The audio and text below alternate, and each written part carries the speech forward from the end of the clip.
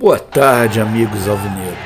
Estamos aqui mais uma vez para apresentar o nosso programa Magia Alvinegra para falar do Botafogo e dos nossos ídolos. Hoje, em especial, não vou falar dos ídolos, vou falar da história do Botafogo e de algumas polêmicas, que eu diria que são polêmicas em preto e branco. Uma delas, talvez uma das mais importantes, é a do Chororô. Então hoje eu vou mostrar aqui a história do Chororô versus a história do Cheirinho, certo? Vamos ver?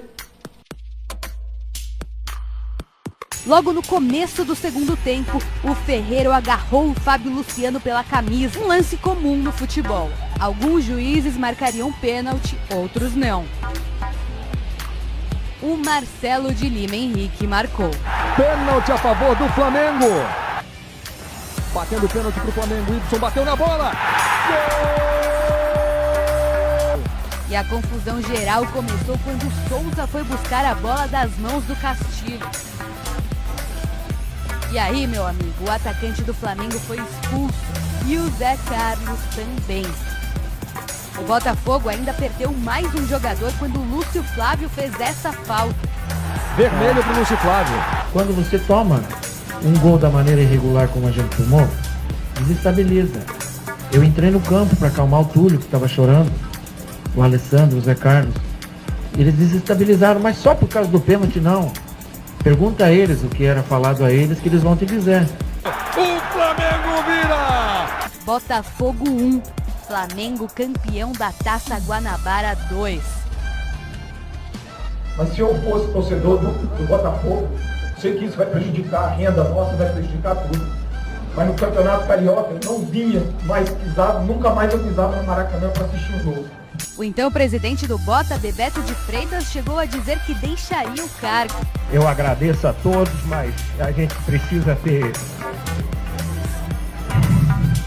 E você acha que o Flamengo perdoou? Na semana seguinte, o Mengão recebeu o Cienciano do Peru pela Libertadores. E o Souza, ele mesmo, comemorou o gol desse jeito. E a nação? Bom, a nação canta até hoje.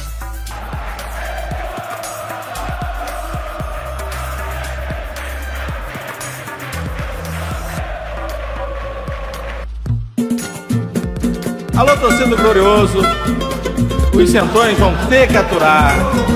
Pior do que Chororô foi o Flamengo sentar. Foi em General Severiano que aconteceu. Essa história você precisa saber, não vai mais esquecer. Foi em General. Esse jogo foi um jogo fantástico entre Botafogo e Flamengo em 10 de setembro de 44. Ele está fazendo 70 anos, né? O Botafogo ganhava o jogo de 4-2, o segundo gol do Flamengo tinha sido ilegal até. E ao fazer o quinto gol, o Geninho, né? Os jogadores do Flamengo começaram a reclamar que a bola teria batido na trave e não entrou, né? Eu sou filho do Efigênio de Freitas Baiense, que foi o Geninho, né? Que fez o quinto gol, esse gol aí do centro.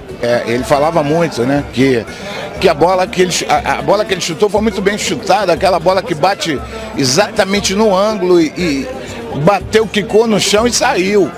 E o Flamengo já estava tomando um baile de futebol, aproveitou e não entrou, não sei o que, e sentaram em campo. Os botafoguenses dizem que a bola entrou dentro do gol, né, e voltou para dentro de campo. E o Flamengo chorou, né, começou a chorar, reclamar e tal, e a reação do Flamengo foi sentar em campo, né. Então, além de chorar, o Flamengo sentou em campo, né.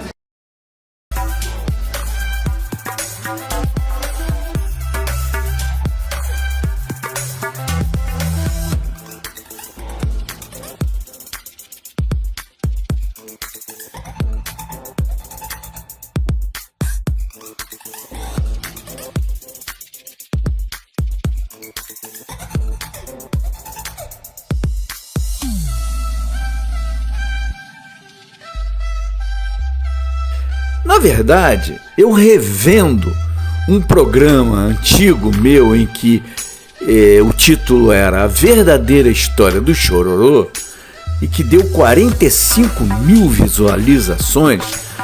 Eu estava olhando os comentários e na maioria dos comentários são feitos por rubro-negros revoltados com o programa e com a comparação que eu fiz do chororô do Bebeto, do Túlio em 2008 com o chororô deles em 1944, quando eles sentaram em campo depois de tomar um baile do Botafogo. Não há diferença nenhuma, chororô é chororô. Eu sou contra o chororô do Bebeto e do Túlio, porque eu acho que a gente ganha e perde, não tem que chorar, e sou contra o chororô do Flamengo. Então, esse papo de que, vem trazer história lá de 1944, isso é papo de torcedor rubro-negro mesmo. A história do futebol é feita desde que ele começou. Um jogo de 1944 faz parte da história do futebol. Eu posso falar muito bem dele, assim como eles podem falar de um jogo de 2008, que também é um jogo de anos atrás. Então, chororô é chororô, não venha com chororô, ok? Amigos, transcrevo aqui alguns comentários para vocês verem como eles encaram essa história do chororô.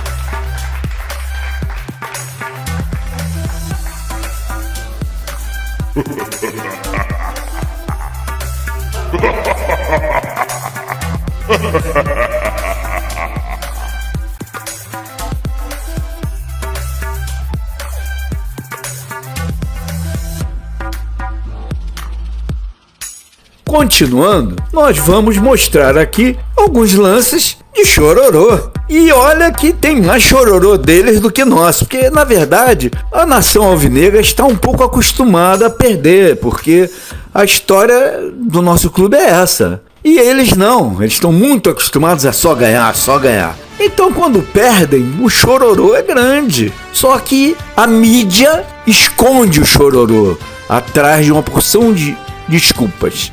Ok? Então nós vamos mostrar aqui alguns fatos que mostram que eles também fazem chororô. Vou mostrar agora aqui uma derrota do Flamengo na década de 80, em que o presidente do Flamengo se demitiu depois dessa derrota. Olha, vê que chororô, hein? Um presidente se demitir porque perdeu de 3-0 pro Botafogo. Vejam bem. Vocês querem o nome do presidente? É o presidente Donche de Abranches. É o homem que pediu demissão porque não aguentou perder de 3-0 pro Botafoguinho. Ok? Por Geraldo, o zagueiro Marinho do Flamengo colabora e faz contra. Botafogo 1-0.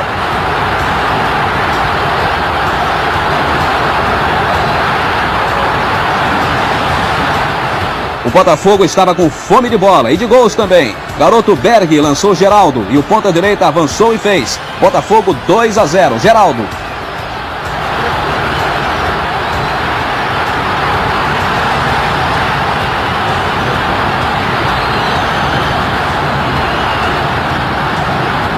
O Botafogo estava demais. Fez mais um minuto depois. Nunes lançou Berg, meio-campista que já é ídolo da torcida botafoguense, definiu o placar. Botafogo 3, Flamengo 0.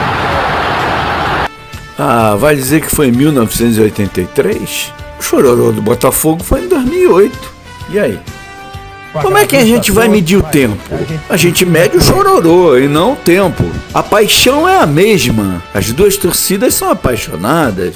Nós temos, inclusive, um chororô agora. Agora, em 2024, eu vou mostrar. O Botafogo encaçapou o Menguinho de 4-1 e o seu Bruno Henrique, o cara do golpe do cartão amarelo, fez comemoração de chororô quando fez um golzinho. Depois, não aguentou quando o Matheus Martins fez 2 e o Botafogo deixou eles de 4. Saiu chateadinho com a comemoração do cheirinho. Eles só sentiram o cheirinho, aí eles não gostam, aí eles ficam chateadinhos. O Flamengo até que não apanhou muito não. Um creu, 2 creuzinhos do Martins e um do Filho de José. O resto é só olé.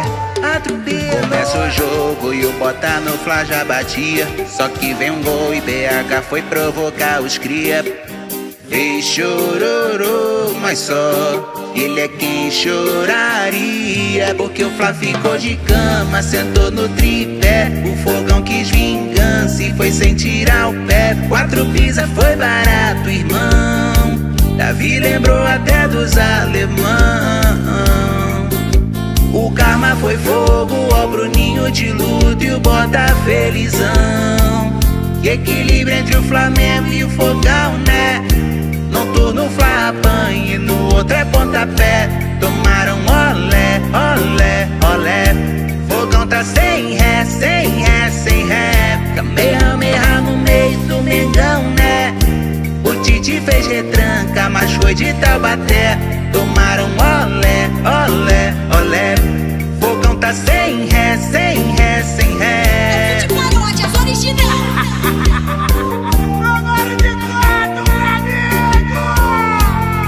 Lava esse rosto, enxágua as lágrimas na pia. O chororô foi pro ralo, balde de água fria. Cabia mais gol menor, Bota teve empatia. Meu tio Zé falou levanta, são 5 mané. Perguntei se o Fogão fez mais um no rolé. Coisa ruim tomou de 4, irmão. Que coisa boa pro fogaço, irmão. Jesus abençoa, com ele o coisa ruim não faz efeito não.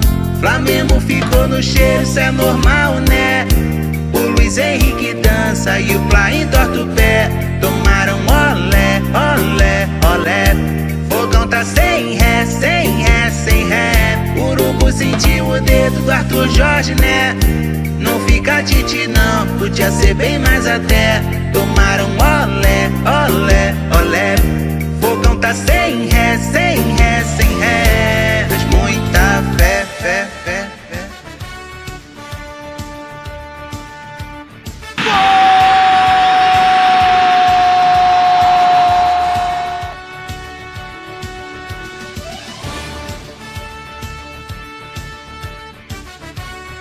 Bem, falando sério, eu acho que tem outras coisas que são mais importantes para se chorar. Eu, particularmente, sou contra o chororô no futebol. Acho que você fica chateado, você fica irritado porque o teu time perdeu, etc. Ou mesmo se foi roubado.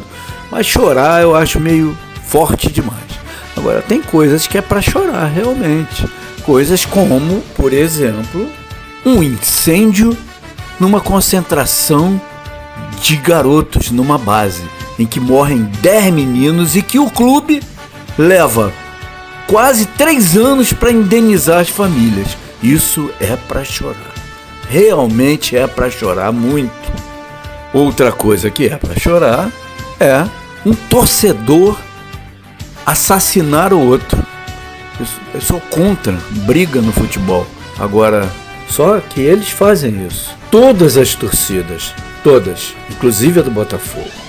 Houve, inclusive, há alguns anos atrás, o assassinato de um torcedor do Botafogo com um espeto de churrasco. Uma coisa assim horrorosa, né? Os envolvidos na morte do torcedor do Botafogo estão sendo indiciados por homicídio qualificado e organização criminosa. Nessa casa na Ilha do Governador, acaba de ser preso um dos integrantes da torcida jovem do Flamengo. A polícia diz que tem imagens dele com um espeto de churrasco na mão. Suspeito do Vitor Hortêncio, de 27 anos, a camisa usada pelo Diego ainda com marcas de sangue. Os policiais disseram que o Vitor postou numa rede social uma foto pisando nessa camisa. E o tênis que aparece nessa imagem, também com marcas de sangue, foi encontrado na casa dele. Os policiais agora vão fazer um exame para checar se esse tênis era o tênis que e aí ainda tem um argumento. Um dos caras usou lá, um rubro-negro, diz que eu misturei as coisas, que eu botei um assassinato de um torcedor e que... É claro que sim. Isso é um chororô terrível. Você quer um chororô maior do que uma mãe, do que um irmão, do que um pai chorar pela morte de um filho que foi covardemente morto com um garfo de churrasco, com um espeto de churrasco? Ele foi covardemente morto por um torcedor do Flamengo com um espeto de churrasco por causa de um jogo. Você imagina? Isso não é? Isso é pra chorar. Então, falando tudo isso, e vocês estão vendo as imagens. Fica com vocês a interpretação, tanto a torcida do Botafogo, como a do Flamengo, como a dos outros clubes. Eu quero ver o que vocês acham.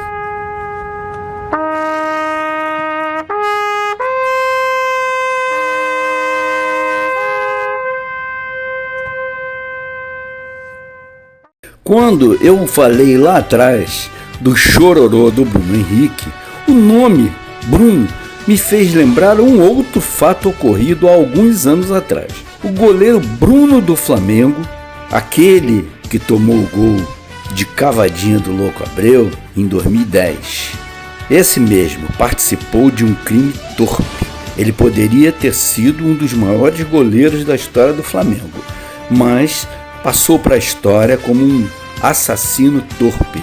Foi acusado e condenado pelo desaparecimento de Elisa Samúdio, mãe do seu filho.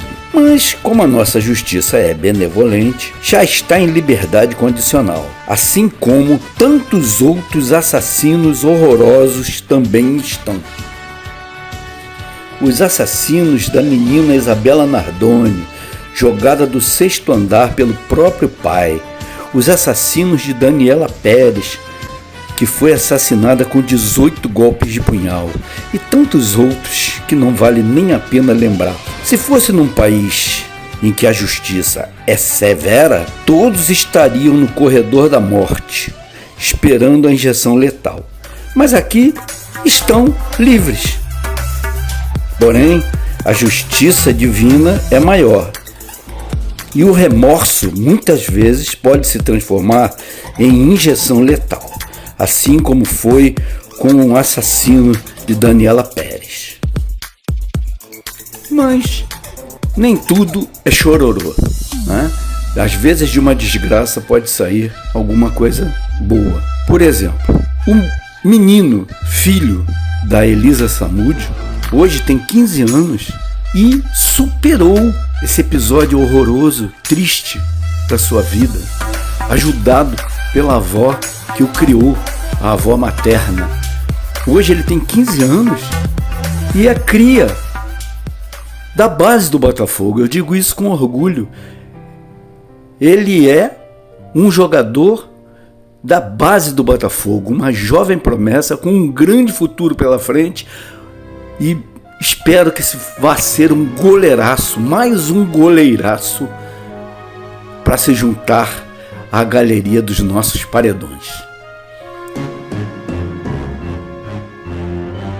Não sendo assim, eu acho que o futebol foi feito para se rir, para se ficar alegre. Se você ganha, fica alegre, muito alegre. Se perde, você fica triste, mas não vai chorar. Você vai procurar alguma coisa para se divertir, ou vai até se afastar, não vai ver o jogo por algum tempo, etc. Não chorar. O futebol foi feito para diversão e mais nada do que isso, ok?